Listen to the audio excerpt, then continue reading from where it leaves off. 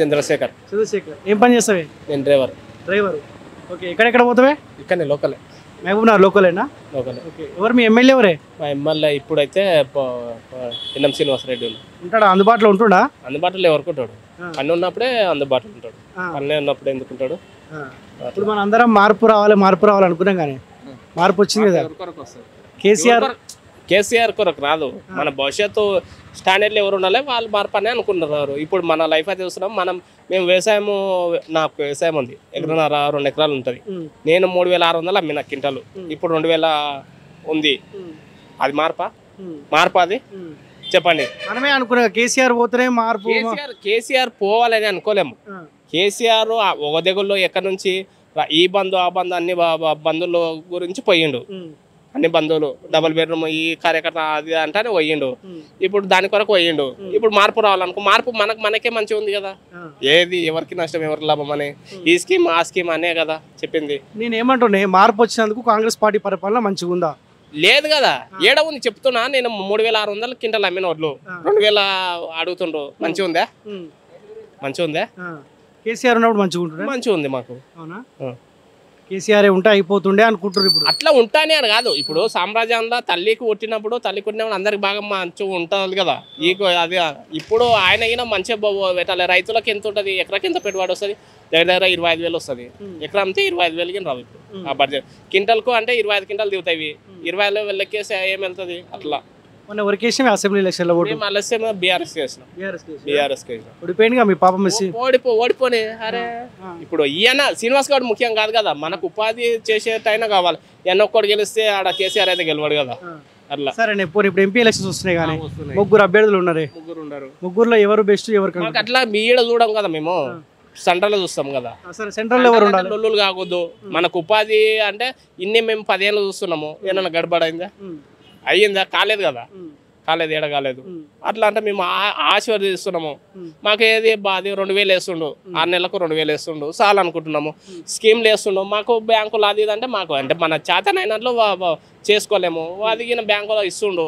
కొందరికి వర్తిస్తాం, కొందరికి వర్తించదు అంతే. ఇప్పుడు సెంట్రల్లో మోదీ ఉండాలా మారాలా? మోడీ ఉండాలనే మనకు వర్తించాలి. ఈ క్యాండిడేట్ ఆ క్యాండిడేట్ అన్ని కాదు కదా. సెంట్రల్లో వాళ్ళు ఉండాలి, ఇక్కడ కార్యకర్తలు మంచిగా చేయాలి అంతే అనుకుంటాం. వీళ్ళు తెలుసా ఇప్పుడు డికేఆర్ వంశచంద్రరెడ్డి మినిస్టర్ చేసింది టీడీపీ తెలుసు కదా. డికే మన శ్రీనివాస పోయినసారి ఎంపీ, చెల్ల వంశరెడ్డి కల్వకుర్తి పోయినసారి ఎమ్మెల్యే. మనకంత ఎడ్యుకేషన్ అది ఇంటర్ 2001. సెంట్రల్ లో మాత్రం బీజేపీ ఉండాలి. కాంగ్రెస్ వస్తే ఏమవుతుంది? కాంగ్రెస్ వస్తే ఏమవుతుంది అంటే ఆల్రెడీ ఇచ్చినాం కదా. 2014 నుంచి చేస్తున్నాం కదా మోడీ. అతల ముందు చేసిండు కదా. అయితే చేసిండు కదా. అట్లా ఇప్పుడు గోకుల్ చాట్కర్ చేసిండ్రు. ఎంతమంది చనిపోయింటారు? వేరేతో అయ్యింది, బాంబేలో అయ్యింది. అప్పుడు ఏమన్నా చేసిండ్రా? మొన్న అంతా ఆఫ్టర్ ఏడా బెంగళూరు అయింది. ఎవరికి అపాయం అయితే కాలేదు, ఓన్లీ చిన్నగా అయినాయి, పట్టుకున్నారు కదా. అట్లా మోడీ ఉండాలనుకుంటున్నాం. ఇప్పుడు బీఆర్ఎస్ ఉండి అది ఉండి అని అంటలేం కదా. సెంట్రల్ అయితే అదే ఉండాలి, ఇక్కడైతే క్యాండిడేట్ మారుకోవాలి. టీఆర్ఎస్ అని ముఖ్యం కాదు.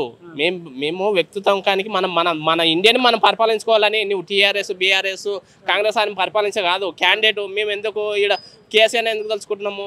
అంతెందుకు మనం ఏనా మన చెల్లెలు పెళ్లి అయింది, ఒక కళ్యాణ లక్ష్యం వచ్చింది 1,16,000.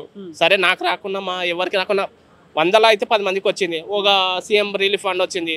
నాకు రాకుండా మా కార్యకర్తలు ఎవరు అన్నా తినొచ్చు.